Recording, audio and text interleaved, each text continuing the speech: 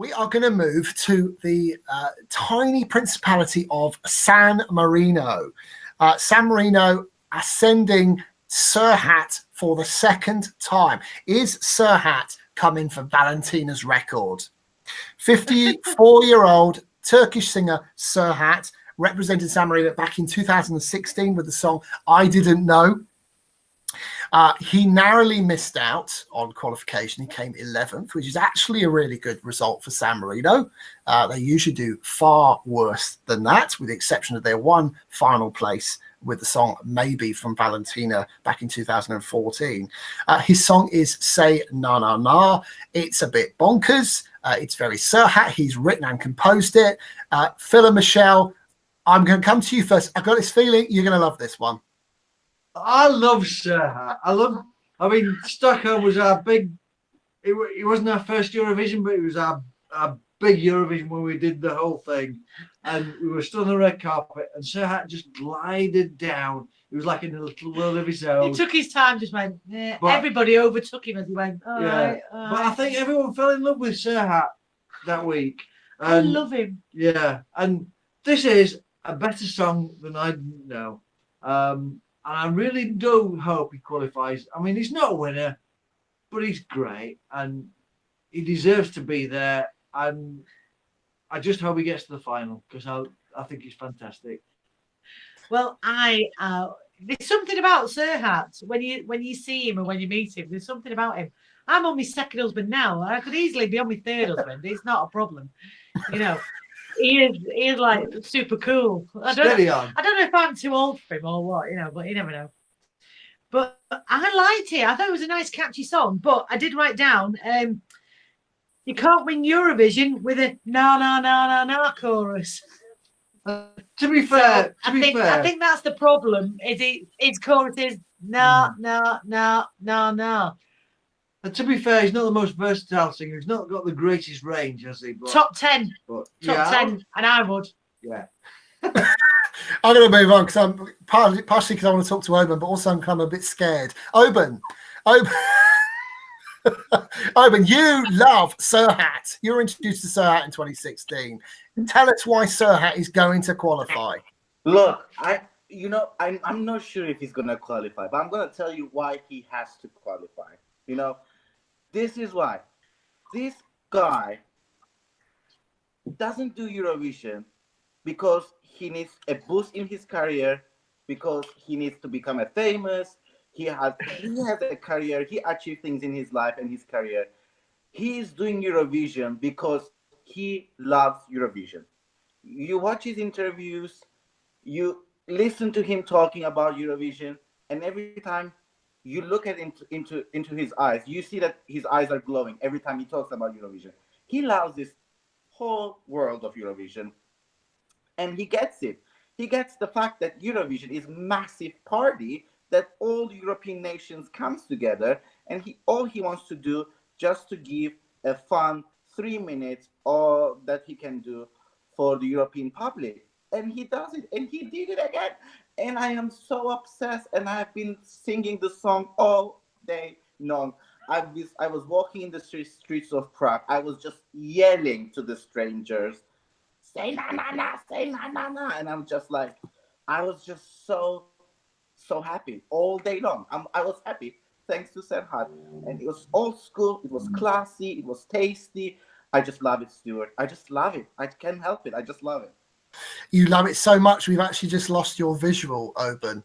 I can only imagine what you're doing behind that screen of that. Yeah, I'm back. Sorry. My button gave an error. I was just doing this. Yeah, I thought you might be doing some kind of hand movement, but I wasn't prepared to comment. Yeah, okay. We get that you love Serhat. We're going to come back for your predictions shortly. Gustav, Serhat in Eurovision again. What does it mean to you? It's something, at least. To be honest, I'm not that keen on the song, but I love the music video. I'm watching it for the music video over and over and over again. It's a bit bonkers, isn't it? It is. It's gold. Yeah, you've got to have something like that in Eurovision. Eurovision was looking a bit too grown up this year. Yeah. Before Serhat came along, so God bless Serhat. And finally, Elliot, Serhat, is he a qualifier? Are we going to have a party with Serhat in Tel Aviv? I actually think he can qualify, yes. He stands a chance, purely because he's in the second half. It's him or Estonia are closing the show.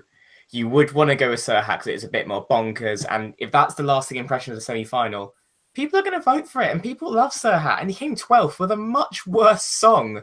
I'm not the biggest fan of Say Na Na Na, but you can't help it puts a smile on your face for those 3 minutes, and that's the important thing when people see it for the first time. It's crazy, it's bonkers. People want Serhat in the final, they want San Marino in the final. I see him there. But if he does beat the UK, I may just cry on Saturday night. Well, that's odds on now, isn't it, if he qualifies? if their song beats us, I will be upset. But until then, I'm rooting for him. Yeah, so we won't do position at Eurovision. Let's worry about qualification first. Is he a qualifier for you or a non-qualifier? I think I know your answer, but tell us anyway. Yeah, on the televote, he'll get through. He'll get through. Even semi-final 1 is a tough semi. You still think he'll qualify? Yeah, because semi-final 1 is where you've got all the songs in a different language and they're all a bit abstract and out there and a bit, for lack of a better word, bananas. Whereas this is just fun, camp, easy to process. It's great. Yeah. Gustav, is he a qualifier for you or a non-qualifier? Yeah, he's a qualifier for me too.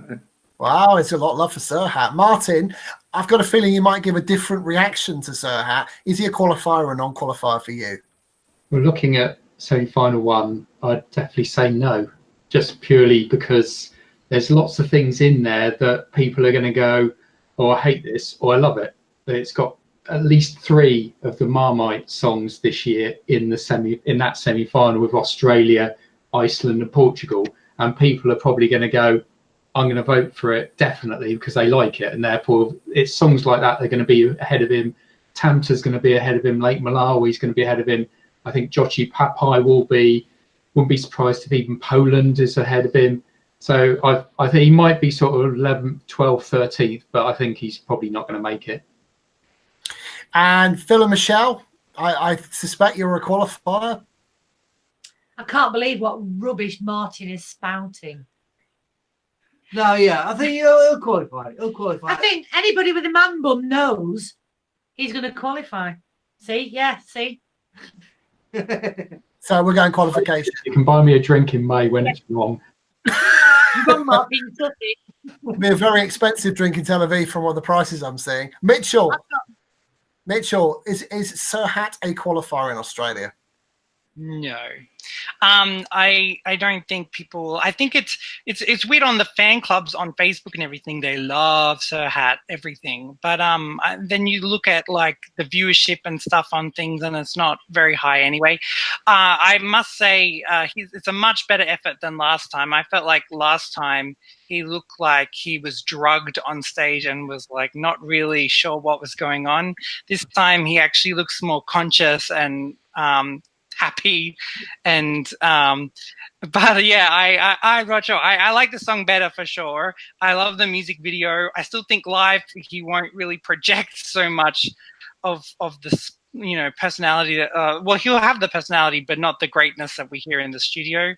But yeah, I'd be interested. I think it might just miss the final.